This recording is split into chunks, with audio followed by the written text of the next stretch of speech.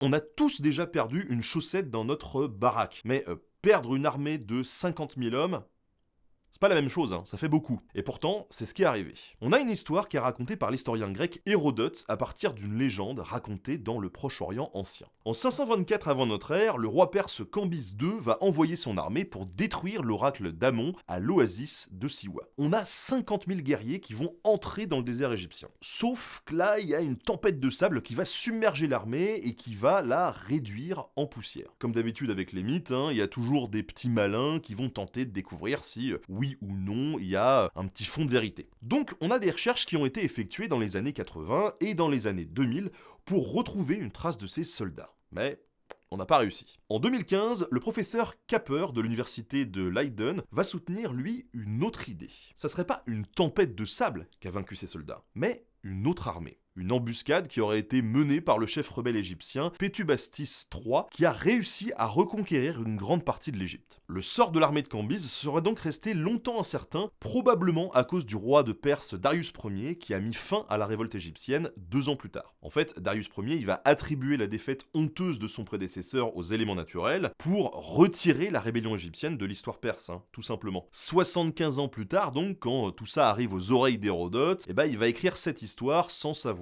que c'était qu'une illusion. Comme quoi, réécrire l'histoire quant à la défaite amère, ça date pas d'aujourd'hui. Hein.